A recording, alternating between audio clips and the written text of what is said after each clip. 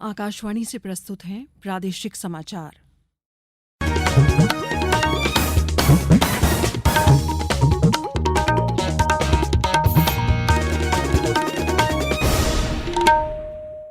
नमस्कार, समाचारों के साथ मैं शेख महजबीन अल्मास।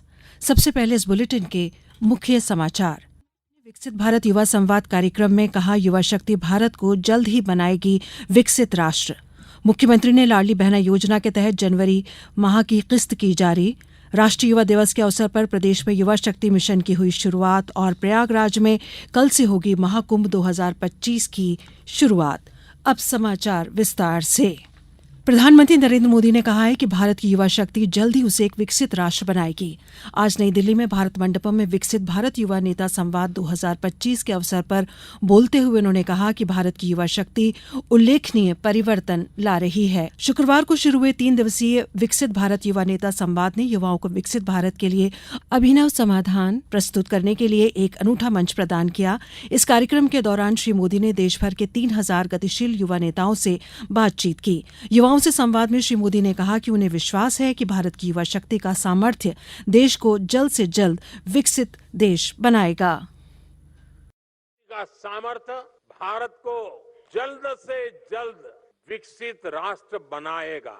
आंकड़ों का जो जोड़ भाग करते रहते हैं, उनको लगता होगा ये सब बहुत मुश्किल है, लेकिन मेरी आत्मा कहती है कि लक्ष्य बड़ा जरूर है, लेकिन असंभव नहीं है। राष्ट्रीय युवा दिवस के अवसर पर आज प्रदेश में सामूहिक सूर्य नमस्कार सहित कई अन्य कार्यक्रमों का आयोजन किया गया।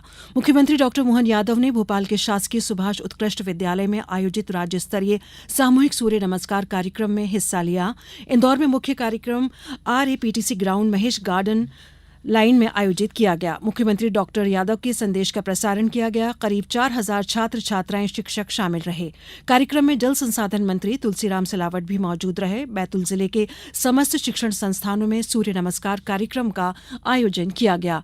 केंद्रीय मंत्री दुर्गादास उइके के मुख्य आतिथ्य में जिला स्तरीय कार्यक्रम कन्या उच्चतर माध्यमिक विद्यालय में गंज बैतूल में आयोजित हुआ। अशोकनगर में उत्कृष्ट उच्चतर माध्यमिक विद्यालय में जिला स्तरीय सामूहिक सूर्य नमस्कार एवं प्राणायाम कार्यक्रम का आयोजन किया गया।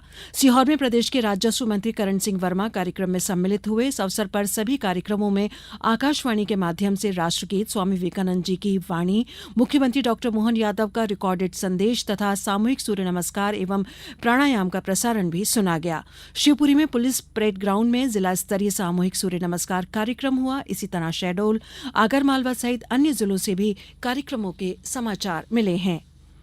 मुख्यमंत्री डॉक्टर मोहन यादव ने आज शाजापुर जिले के कालापीपल में आयोजित कार्यक्रम में प्रदेश की 1.27 करोड़ महिलाओं के खातों में 1553 करोड़ रुपए की राशि अंतरित की। साथ ही 55 लाख सामाजिक सुरक्षा पेंशन के हितग्राहियों के खातों में 335 करोड़ रुपए और 26 लाख बहनों को सिलेंडर रिफिलिंग के लिए दी जाने वाली राशि अंतरित की। मुख्यमंत्री ने 10 करोड़ 11 लाख राशि के विकास कार्यों का लोकार्पण और भूमि पूजन भी किया। कार्यक्रम में विभिन्न योजनाओं के तहत हितग्राहियों को हित लाभ भी वितरित किए गए। इस अवसर पर मुख्यमंत्री ने कालापीपल तहसील को राजस्व अनुभाग बनाने तथा पोलाई कला उपमंडी को मुख्य मंडी बनाए जाने की घोषणा की।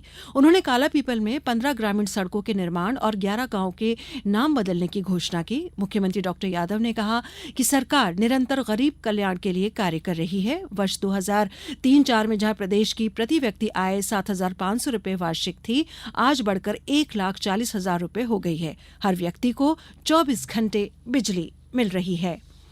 मुख्यमंत्री डॉक्टर मोहन यादव कल उज्जैन में आयोजित कार्यक्रम में शिप्रा को प्रवाहमान बनाने 614.53 करोड़ रुपए की सेवरखेड़ी सिलारखेड़ी परियोजना का भूमि पूजन करेंगे।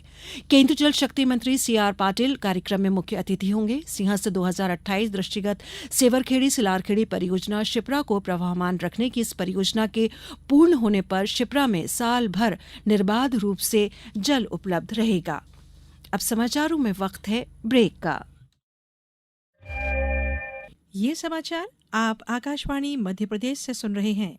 ये समाचार बुलेटिन YouTube पर, Madhya Pradesh news All India radio channel पर और फेसबुक साथ ही X प्लेटफॉर्म पर AIR न्यूज भोपाल पर सुने जा सकते हैं।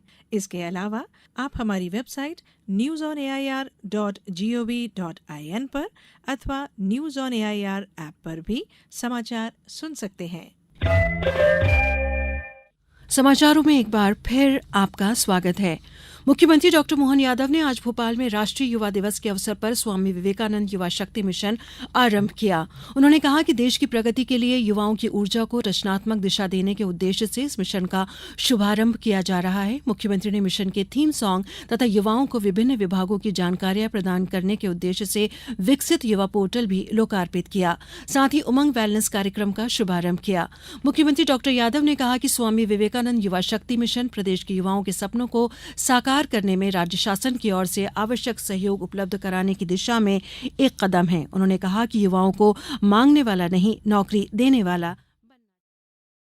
युवा के लिए दिशा देने की जरूरत है। उसकी कौन सी दिशा हो, किस प्रकार से वो आगे बढ़े। हम और आप मिलकर के क्या कर सकते हैं? केवल कागज की डिग्री लेकर के, स्कूल कॉलेज के सर्टिफिकेट के भरोसे से हमारा जीवन धन्य हो जाएगा, मैं समझता हूँ ये थोड़ा असंभव बात। इस संभावना के लिए बीच की एक कड़ी चाहिए जो इस प्रकार से विचार करे कि हाँ, मेरा युवा आगे बढ़ करके वो अपना कुछ करना चाहता है, तो कितना अच्छा लगता है सुनकर के। वो नौकरी पाने वाला नहीं, नौकरी देने वाला बनना चाहिए। इस बात की आवश्यकता है समाज के बीच में।